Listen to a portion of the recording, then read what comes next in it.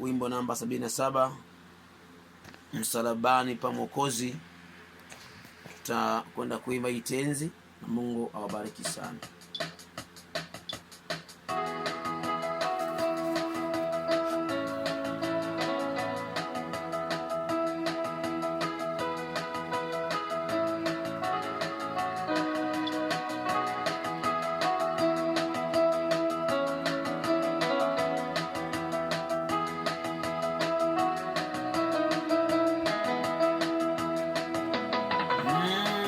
Msalabani pa Mwokozi, hapo niliomba upozi, akanikomboa mpenzi, mwana wa Mungu, mwana wa Mungu, oh Yesu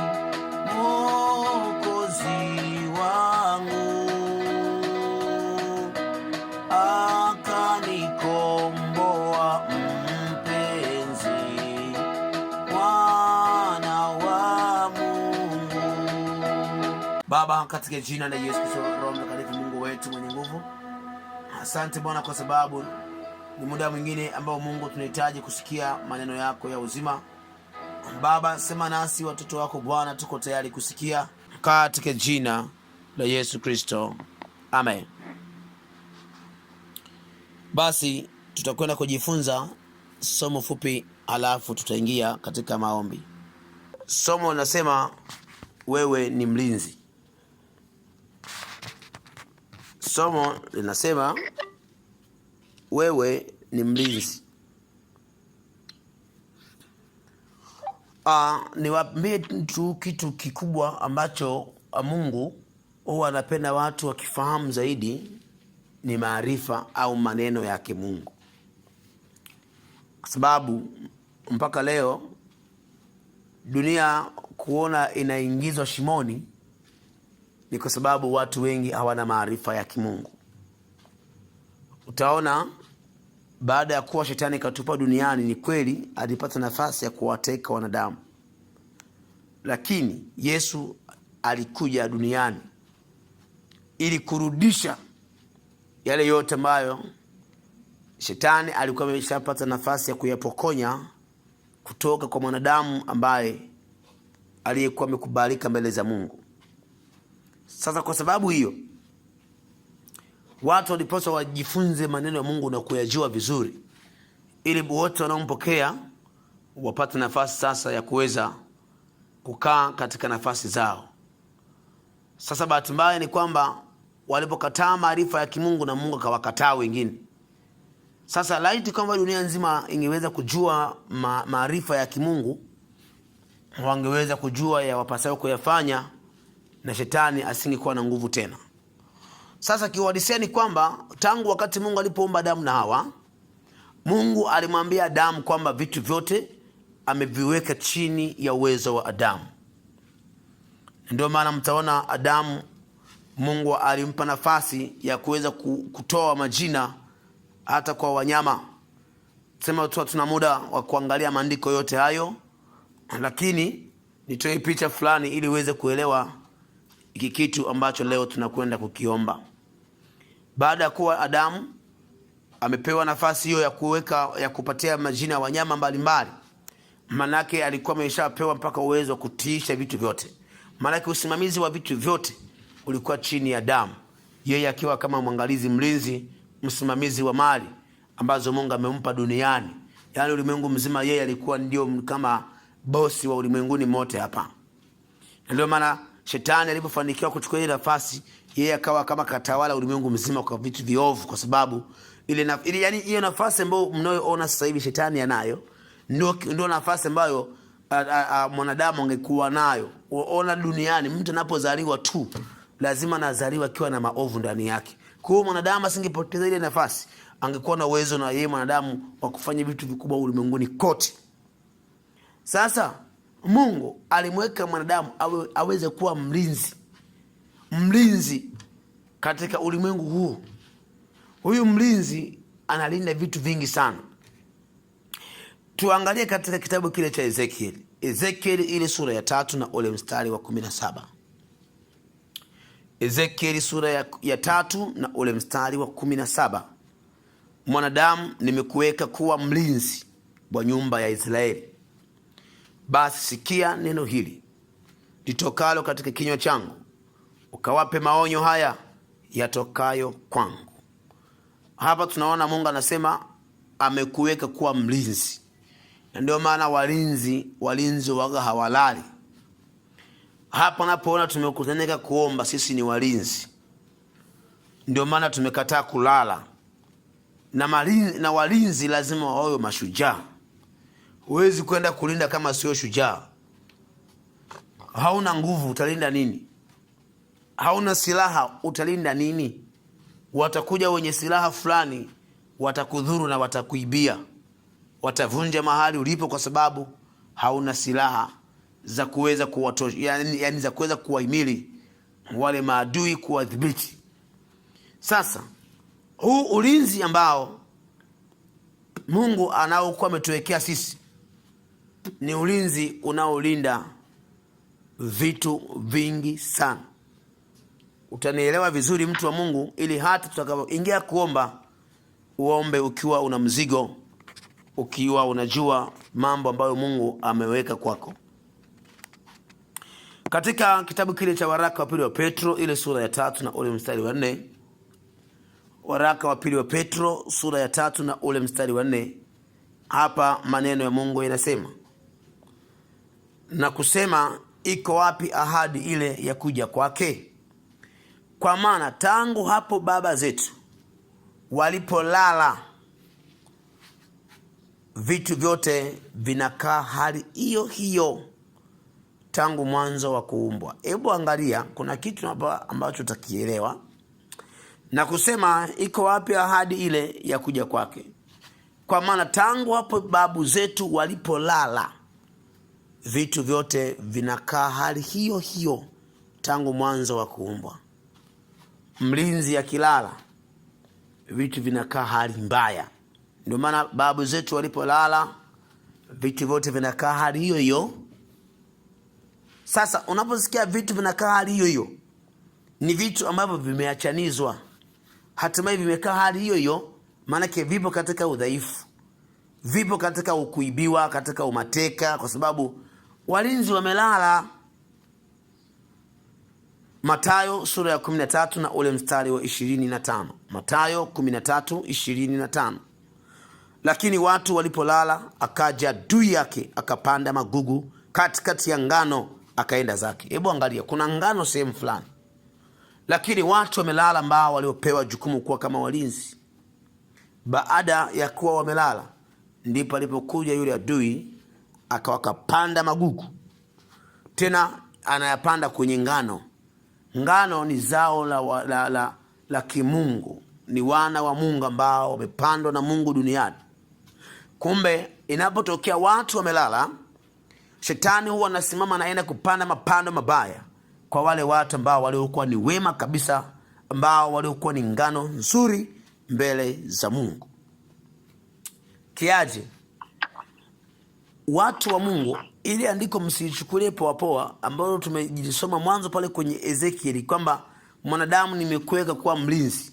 Nisikilizeni vizuri. Mungu anasema kila kitu ambacho mwanadamu utakachokifanya utakwenda kutolea hesabu. Sisi wana wa Mungu ndio ambao tuna uwezo wa kuamuru kwamba dunia iweje. Sisi ndio ambao tunaopaswa kuendesha dunia, kwamba tunataka kitu hiki kiwe hivi, tunataka kitu hiki kiwe vile. Inapokuwa kuna sehemu waganga wa kienyeji wameenea, jamii nzima inawatetemekea, inaona hawa ni watu ambao wanapaswa kuendewa. Watu wa Mungu tunasimama, tunasema hamna, hii kazi tunaifunga kwa jina la Yesu. Yesu lazima ainuliwe juu. Shetani yani ofisi yake inafungwa. Manake walinzi tunaona warejeshe watu katika mfumo ambao watamtambua baba yao aliyeko juu, watamtambua Mungu wao anayeishi ndani yao. Lakini kwa sababu walinzi wamelala, ndio maana shetani anaonekana kama ana nguvu sana hapa duniani, lakini kiuhalisia shetani hana nguvu yoyote ile. Sasa sisi ambao ndio walinzi, Mungu anatuangalia sana, hivi nyie mnajitambua kweli? Yesu alipokwenda kuzimu alichukua mamlaka zote akatupatia. Kwa hiyo sisi kuna vifo vingi ambavyo Mungu atakuja kutudai sisi ambao tuko hapa sasa hivi. Ninawaambia kabisa, ndio maana tuombe sana Mungu atusaidie. Kuna watu ambao unakuta hawakupaswa kufa, wako hospitalini, lakini wamekufa kwa uzembe wa mlinzi ambaye alishindwa kuombea wagonjwa ambao wamelazwa hospitalini. Hatimaye wale wagonjwa baada ya kuwa wamekufa, Mungu anakwenda kudai. Anasema, wewe si nilikuweka wewe mlinzi? Mbona kwenye rekodi yako ya maombi hatakuwahi kuona ukiombea wagonjwa ambao wako hospitalini? Je, haujui kwamba kule hospitalini nilisema kwamba nilikuwa mgonjwa, hawakuja kunitizama? Usifikiri kwenda kutizama ni mpaka uone wewe mwenyewe. Hata tunapofanya maombi ukaomba kwa wale wagonjwa ambao wako hospitalini, maana ulimwengu wa roho umewaendea kuwatazama, unawasogeza mbele za Mungu ili Mungu apate kuwatendea, aweke uponyaji katikati yao, maana kumeenda kuwatizama. Na alikuwa mfungwa, uliombea wafungwa. Unapoombea watu wengine, ndipo ule ulinzi wa Mungu unawaendea, na hatimaye Mungu anaanza kutengeneza njia ya wokovu katikati yao. Mungu anaanza kuwatengenezea mazingira. Sasa bahati mbaya ni kwamba kuna maeneo husika huwa hatuyaombei vile ipasavyo, na hata kama ukiomba hauombi kwa mzigo. Unajua, unaweza ukaomba lakini usiombe kwa mzigo. Kiaje? Hebu chukua picha moja hivi. Siku ulipokuwa ukiombea maombi yako, tena isiwe tu ni siku ya mambo ambayo kwako yalikuwa mazuri. Ile siku ambayo ulikuwa labda unaumwa ugonjwa fulani hivi, ambao umeona ugonjwa kweli, hapa naona kabisa siwezi, yani pasipo Mungu siwezi. Yale maombi uliokuwa unayaomba, wewe ulikuwa unayaomba kwa mzigo sana na kwa uchungu. Hayo maombi ndio yanayotakiwa hata unapokuwa unaombea watu wengine. Kwa sababu ukiomba tu ili mradi, Mungu anakuacha. Kwa sababu gani? Mungu anataka mtu unapotaka kufanya jambo lifanye kweli kwa moyo wote. Ndipo na Mungu anapoweza kuangalia mambo yako. Unaweza ukajitoa ukaombea watu wengine, alafu Mungu akasimama akafanya vitu vyako.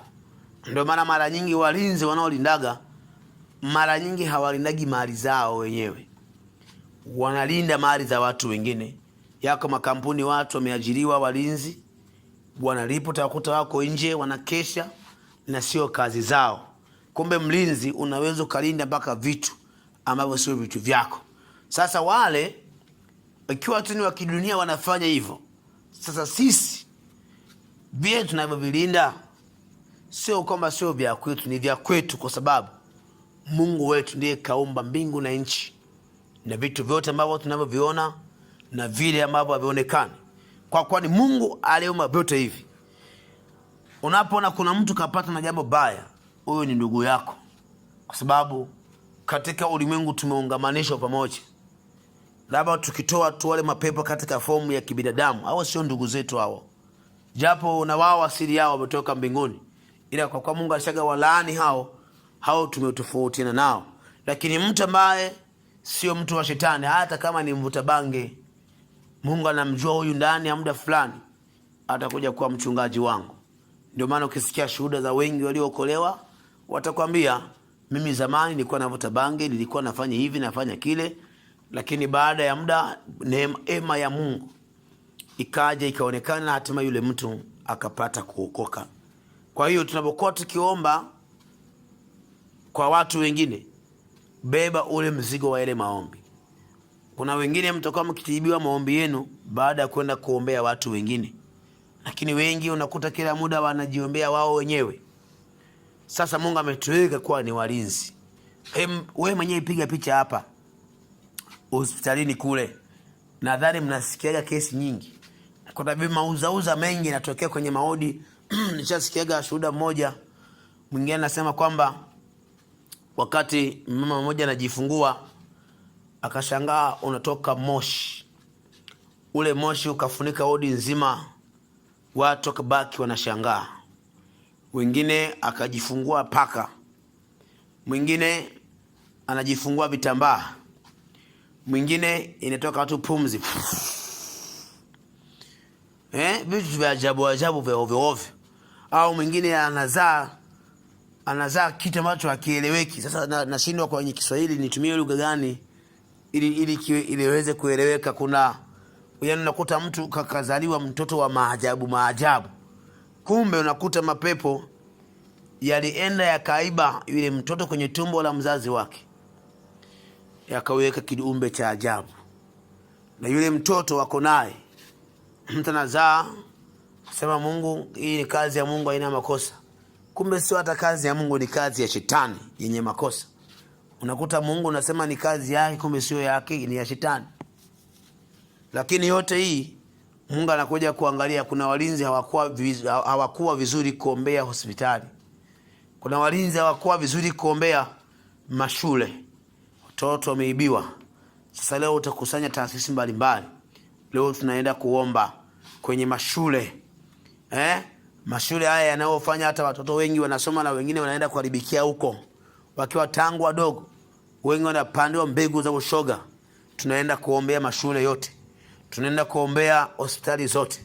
Tunaenda kuombea mpaka makanisa yote. Kwa sababu hata kwa kina Mamposa wanakoenda kule, wale watu wanaharibiwa. Sasa mlinzi wale, yani hawa kina Mamposa hawa ni wezi.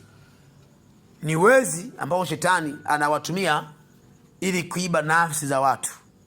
Sasa mlinzi kama mlinzi, unapokuwa umeshajua kwamba kuna mwizi kaiba, ni lazima kwenda kudili naye yule mwizi. Lazima kudili na lile eneo ambalo linaokamata hawa watu. Ni kweli Mungu alisema wengi watapotea kwa sababu wengi hawakuipenda kweli, lakini huenda vile vile hata walinzi hawakuwa vizuri, ndio maana watu hawakwenda kuijua kweli. Ndio maana Mungu akileta hukumu, ndugu yangu, unaweza usichomoke. Unaweza kaona kama ni kweli Mungu alisema umeweka uzima na mauti, mtu achague. Sasa unampa mtu akachague wakati hakuna hata siku moja ulishawahi kumuombea ili anapokwenda kuchagua afanye uchaguzi sahihi. Kwa Mungu akileta hukumu, unakuja kuona kabisa kuna sehemu kuomba. Kwa yule mtu mpaka alitekwa na wachawi, ni kwa kuwa wewe mlinzi ukusimama kuomba. Tulipaswa kusimama kwenye zamu zetu kuomba. Wale naso ambao wako wateka warejeshwe na Mungu. Hata hawa wachawi sasa hivi hatuombi eti Mungu awafyeke awaue. Zamani kulikuwa na sheria ya kuua, ndio maana wakienda vitani kina Daudi wanaua sana. Yani nikiwa nasoma kitabu kile cha Agano la Kale, kuna muda mpaka anaogopa. Yani zamani watu wanakufa kama sisimizi. Tena mtu anamchoma mtu kisu tumboni na anarua utumbo. Yani mtu tena anaona safi kabisa. Tena na Mungu anawapongeza. Kama unakumbuka vizuri, ndio maana napenda kuhubiri hapa kwenye maombi. Hata kama tutakuwa na muda mchache wa kuomba, lakini hii itakujengea appetite ya kuzidi kuomba hata ukiwa mwenyewe. Hata ukiwa mwenyewe. Na maombi yenye nguvu, ndugu yangu, vile vile ni yale pia utakapokuwa unayaomba ukiwa vile vile wewe mwenyewe. Maana hapa wewe unaomba kwa kuwa tumesema tukutanike, lakini ukiwa wewe mwenyewe uombagi. Mnakumbuka vizuri habari ile ya Sauli, anaambiwa aende kuchinja ng'ombe zote mpaka tutoto tudogo. Wewe hapo unaweza kuhurumia katoto kadogo kachanga, lakini akaambiwa ua, na anayenyonya ua. Hamna cha kuhurumia. Lakini yeye akaenda kaachia yule Agagi akiwa hai. Kwa hiyo walikuwa wa zamani wanaambiwa waue. Kwa kutokumuua Agagi na kuacha vile vingine, Mungu alimhukumu. Kwa hiyo zamani walikuwa wanauaua. Sasa hivi hawa wachawi hawa hatuwaui, kwa sababu Mungu anatamani hawa wachawi na wao waache uchawi, waokoke. Mchawi akiokoka, nikwambie, mchawi akiokoka, akija katoa shuhuda za mambo aliyokuwa anayafanya na akaeleza wanayoenda kufanywa na shetani, wako wachawi watakaookoka wengi. Wengi wamekuwa ni mashahidi. Wako wachawi wengi waliokolewa baada ya kuokoka, wamekuwa ni mashuhuda wazuri, na wengi wameacha uchawi, wamempokea Yesu. haya wangefyekwa au wakafa, leo hii watu wangejuaje kwamba kuna mambo haya? Wangejuaje kwamba kuna nafasi ya kutoka kwenye vitu vya namna hiyo? Kwa hiyo tunaenda kuombea watu wa kila aina duniani. Labda kama ni mapepo katika fomu ya binadamu, hayo hatuna muda nayo, yeye tunachinja tu. Kwa kama nafyeka, basi unakuwa unafyeka yale mapepo katika fomu ya kibinadamu, au wale ambao unaona kabisa Mungu hawa hataweza kuokoa, kwa sababu kuna wengine ambao wameshaandikiwa motoni kabisa.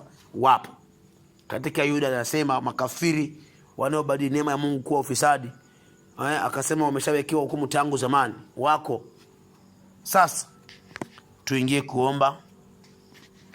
Anza kuombea taasisi mbalimbali, anza kuombea maeneo mbalimbali ambayo Roho Mtakatifu atakuongoza. Tukaombea wanaofanya ushoga, tukaombea wanaofanya mambo haya ya uchafu, tukaombea wafungwa waliofungwa magerezani, tukaombea wagonjwa ambao wamelazwa hospitalini, wanaojifungua, mama wajawazito, watoto. Tukaombea watu mbalimbali ambao usiku wa leo shetani anawatengenezea mipango ya kuwaharibu. Tukafunge malango ya kuzimu. Yaani hapa tunasema hakuna shetani, haiwezekani yeye anajifanya anajua kuharibu watu. Hamna. Sisi tunakataa, maana tumeshajitambua kwamba sisi tunaweza kufunga ofisi za shetani zisifanye kazi, na kweli zikaacha kufanya kazi, kwa kuwa nguvu tunayo, Yesu tunaye. Paza sauti yako, omba katika jina la Yesu. Baba, katika jina la Yesu Kristo, Mungu wetu mwaminifu, Adonai, Adonai, Mungu wetu wa rehema. Baba, katika jina la Yesu Kristo tunakuja mbele zako Bwana Mungu wetu wa neema. Asante kwa somo hili Bwana ambalo linatupeleka katika kuomba. Baba, katika jina la Yesu Kristo Mungu wetu wa neema, angalia Adonai, angalia Jehova Rafa, angalia Jehova Shama. Bwana, watoto wako wanaharibiwa na yule mharibu shetani. Wako ambao wako hospitalini, wana wanajifungua kwa taabu. Wengine shetani anakusudia kuwakamata nafsi zao, na wengine huenda kashawapokonya. Tunawaita njoo kwa jina la Yesu. Natangaza kufunga milango yote kuzimu kupitia hospitali. Natangaza kufunga milango ya kuzimu inayokamata watu kuwaangamiza. Usiku wa leo, majini yanayotumwa kwenda kuzini na watu vitandani, tunawapasua kwa jina la Yesu. Reba zenda raba karaba zenda raba tiri ikaraba kanda raba koria karaba siri. Baba, naombea wagonjwa wote ambao wamelazwa hospitalini, ambao shetani anakusudia kuwatenda mabaya. Baba, katika jina la Yesu, raba kinda raba karaba inda raba kota raba karaba siri. Baba, nasema kufunga malango ya kishetani kwa jina la Yesu Kristo. Kila hospitali ambazo shetani anafanya kazi, tunafunga hizo mamlaka. Ninafunga kwa jina la Yesu, ninafunga kwa jina la Yesu. Lazima wale wagonjwa ambao waliolazwa, ni lazima wapokee uponyaji wao, lazima wapokee uponyaji wao, na wasimame waende majumbani kwao wakiwa salama salimini. Na wale wa mama ambao ni wajawazito, Baba, ninawaombea kwa jina la Yesu, kupitia damu yako mwana kondoo iliyovuja Kalvari. Baba, iwatakase, iwafunike na kuwatangulia na kuwatoesha kwenye milango ya kishetani. Baba, Mungu wangu wa neema, Mungu wangu wa rehema, Yesu Kristo, Yesu Kristo, Yesu Kristo, Mungu aliye hai, Mungu aliye hai, Mungu aliye hai, Mungu aliye hai. Onekana, onekana Adonai. Raba zinda raba karaba inda raba kota raba karaba sinda raba ikaraba kinda raba koria karaba sinda raba inda raba koroba kiri inda raba koroba siri. Wagonjwa wote ambao wako hospitalini, wa mama wanaojifungua, ninaomba ulinzi katikati yao, ninaomba uzima katikati yao. Baba, kwa jina la Yesu Kristo, ewe Mungu wangu, ketie mahali pa juu, mahali pa takatifu, palipoinuka juu sana. Mungu wangu wa rehema, ninakusihi kwa jina la Yesu, angalia Bwana watoto wako, angalia wako wengine wamerogwa kuvuta bange, wengine madawa ya kulevya. Wako vijana ambao wamenaswa katika magereza ya kishetani, wanafanyishwa mabaya.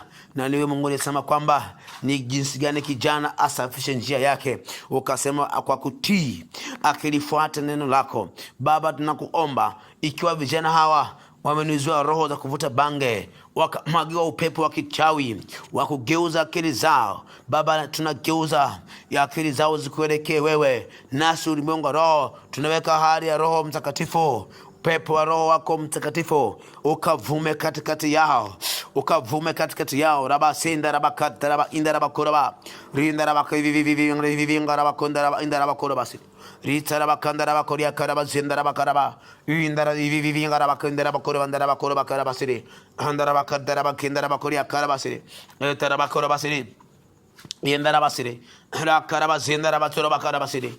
Baba, kwa jina la Yesu Kristo, Adonai Adonai Adonai Adonai rabazinda rabakata raba inagarda rabakunda rabakarabasiri rinda rabakoroba inda rabakoroba karabasiri ngara bakorobasiri rinda rabakorobasiri. Baba, kwa jina la Yesu Kristo, ninaomba Bwana, angalia mashuleni wako watoto wengine wanafunua tabia za uchafu mashuleni, wengine wanatoka wakiwa wameshapandiwa ushoga. Baba, tunakataa hizo roho, tunakataa hizo roho mashuleni, tunapanda roho za kutumikia wewe katika mashule. Ninasimama kama mlinzi, ninang'oa roho za uchafu zinazopanda ubaya ndani ya mioyo ya watoto wako Bwana. Baba, kwa jina la Yesu Kristo, tunakomboa nafsi zao, ikiwa wako waliotekwa, wako walioibiwa katika magereza, na waita njoo kwa jina la Yesu. Ninawaita njoo kwa jina la Yesu.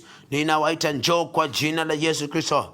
Mungu aliye hai, Mungu aliye hai, Mungu aliye hai, natangaza ukombozi, natangaza urejesho kwa wote waliokamatwa, walioibiwa. Bwana, takasa mashule yote kwa jina la Yesu Kristo.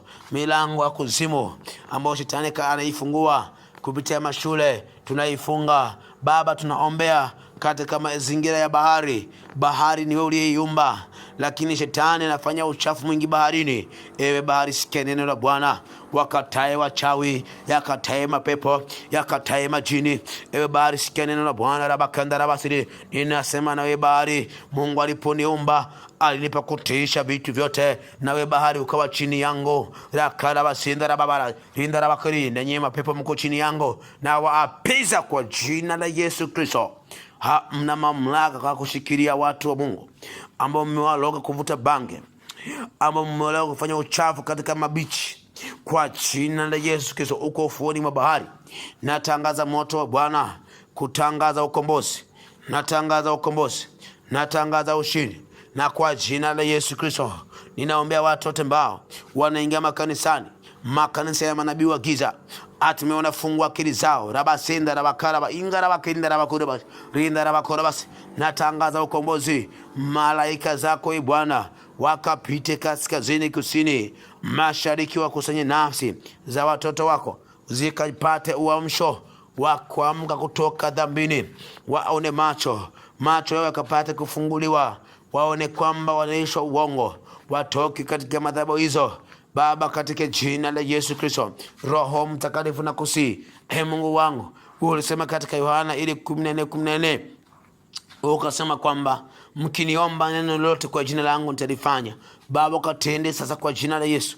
Uangalie watoto wako wanaoharibiwa sasa, Baba, waangalie, Baba, waangalie kwa jina la Yesu, kwa jina la Yesu, kwa jina la Yesu. Raba kinda raba engarabasi handaraba koraba karaba sendaraba ratsaraba kinda raba koria karaba zendaraba sire. Baba, tunaomba hata masokoni, milango ya kuzimu ambayo iko masokoni tunaifunga kwa jina la Yesu Kristo. Bwana wetu mwaminifu, Mungu wa rehema, angalia watu wako wanaochezea usiku wa leo. Tunafunga hizo roho, hawatauliwa. Roho za maajali zinazomwaga barabarani ili kuingiza nafsi za watu wengi kwenye malango ya kuzimu kupitia ajali, tunafunga hizo roho. Ewe siku yote ya Ijumaa tunafunga roho za ajali, tunakataa kwa jina la Yesu. Watu wa Mungu hawatakufa.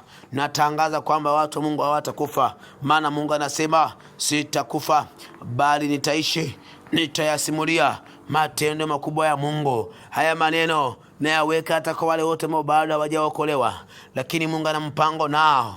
Kwa jina la Yesu, nafsi zao hamtazitoa makafara. Ninakataa na wale wote ambao walioibiwa wakapelekwa kuzimu, wakafanywa kuwa misukule. Ninawaita njoo kwa jina la Yesu Kristo. Ninawaita njoo kwa jina la Yesu Kristo. Ninawaita njoo kwa jina la Yesu Kristo. Ninawaita njoo. Ikiwa wamekamatwa wala kufundisha uchawi, na tumatetemeko kuzimu likapige na kuwatoa kule. Rabakinda rababara, wale wote waliouliwa katika mazingira ambayo ni mazingira ya kutatanisha. Natuma makombora kuzimu ya katikise kule, wakaachiwe. Ipo kazi ya Mungu ni mlipasa kuifanya. Lisikini neno la Bwana enyi mliofichwa katika malango ya kuzimu. Ninaongea kama mwana wa Mungu niyetumwa. Rabasinda rabakaraba kinderaba indaraba korokarabasiri rikaraba zindaraba kataraba ingaraba rabakitera bakarabas indaraba korondaraba korobas ria koraba karabasiri indaraba zindaraba korobatara kandaraba darabasiri raparaba korobasiri indaraba karabasiri taraba titera bakandaraba koria karabasiri indaraba korobasiri indaraba korobasindara korobandara korobasiri indaraba koroba karabasiri ingaraba kondaraba indaraba karabasiri korobasiri taraba korobasiri Ritaraba kindaraba kondaraba indaraba korobasiri raba korobasiri yekendaraba karabasiri ingaraba kondaraba kadaraba ingaraba kondaraba koroba karabasiri rataraba karaba kindaraba koria karabasiri. Moto Bwana, moto Bwana, moto Bwana, kwa jina la Yesu. Ulimwenguni kote paka jae moto, anga lijae moto. Enyi wachawi ambao umezoea kupita juu ya anga au ardhini, natangaza kwamba hili anga liwakatae kuanzia leo. Ardhi wakatae kuanzia leo. Naongea kama mwana Mungu mwenye mamlaka. Ardhi wakatae kuanzia leo. Anga wakatae kuanzia leo. Bahari wakatae. Kila mnapojificha pa wakatae kwa jina la Yesu. Kwa jina la Yesu. Maana Mungu amesema mbingu ni mbingu zake, lakini dunia amempa mwanadamu, na mimi ni mwanadamu. Hivyo na mamlaka ya kuwafunga. Hamtashikilia mtu yote. Lazima mwachie wale watu ambao Mungu amekusudia waupate ufalme wa Mungu. Kwa jina la Yesu Kristo. Achili ndugu zetu ambao mmewaloga kuvuta bange, na wengi wako kwenye pombe na uzinzi na washerati. Achili ndugu zetu. Shetani nisikilize. Achia ndugu zetu kwa jina la Yesu. Hauna mamlaka wewe. Nyie mapepo nyie, sikilizeni neno la Bwana na wakemea kwa jina la Yesu. Achieni watu mnaowashikilia kwenye magereza yenu. Natangaza kwamba moto wa Bwana uwalipukie mlipo, uwalipukie mlipo, na utuma huu moto Bwana kwenye milango ya kuzimu. Lazima wafunguliwe waliofungwa, kwa maana Roho wa Bwana uko juu yangu. Amenitia mafuta kuwatangazia maskini habari njema, na habari ya wafungwa kufunguliwa kwao. Rabasenda rabakaraba, na kutangaza mwaka wa Bwana uliokubalika. Huu ndio mwaka uliokubalika na Mungu, ili waliofungwa watoke vifungoni mwao. Walio katika magereza watoke katika magereza yao. Huu ndio mwaka uliokubalika na Mungu aliye hai. Rabasenda rabakarabasiri ringa rabakotera rabakarabas. Shetani uliwakamata watu, imetosha sasa. Imetosha. Ni zamu ya Mungu kutawala. Yale mfalme wa falme atakase watu wake kwa ajili ya parapanda. Rabakenda rabakoria karabasiri inga rabakonda rabakaraba. Na mwaga moto kwenye kila hospitali, na damu ya Yesu ifunike hospitali zote. Damu Yesu ifunike shule zote, makanisa yote, ardhi yote, anga lote, kila popote pale mnapopita. Damu ya mwana kondoo ipite, ipite, ipite, ipite, ipite, ipite, katika jina la Yesu Kristo, katika jina la Yesu Kristo. Mungu aliye hai. Nasema Mungu aliye hai. Mungu aliye hai. Mungu aliye hai. Rabakinda rabakoria karabasiri ingo rabakonda rabakoria karabasiri inda rabazera bakonda rabasi ripa rabakora bakaraba inda rabakora basiri. Mungu aliye hai. Mungu aliye hai. Mungu aliye hai, katika jina la Yesu, katika jina la Yesu Kristo. Bwana Yesu asifiwe. Nenda mbele za Mungu usemeshe usiku huu. Wende mbele za Mungu usemeshe alfajiri. Wende mbele za Mungu usemeshe kesho yako. Kasemeshe kesho yako. Semesha, semesha. Ulimwengu wa roho una masikio. Ndio maana ukitangaza neno baya, Mungu anajua umefanya kosa, kwa sababu ulimwengu wa roho unasikia. Hebu nawe jitangazie mema. Tamka neno usiku wa leo. Tamka neno kwa jina la Yesu. Baba, kwa jina la Yesu Kristo, natangazia usiku huu. Ninatamkia usiku huu. Ninatamkia usiku huu. Rabasinda rabakora basiri. Hinga rabakora bakara basiri. Ringa basiri. Ninatamkia usiku huu wa leo. Usiku na kutamkia. Lazima uache baraka zangu. Usiku na kutamkia. Ukamwage mema kwa watu wote. Wachawi wamesimama na kusema maneno mabaya hizo laana za wachawi ambazo wamezitamka kwamba watu wafe, watu waugue magonjwa, wanazisambaza laana usiku, wanamwaga malaana yanaendea watu, wanamwaga magonjwa yanaendea watu. Kwa jina la Yesu, ewe usiku na kusemesha yale maneno wachawi waliotamka mabaya kwa wanadamu yageuke yakawe ni maneno mema kwa jina la Yesu. Randaraba kendaraba korea karabasiri, yale maneno mabaya yaliyotamkwa na wachawi na yageuza kwa jina la Yesu, yageuke kuwa mema.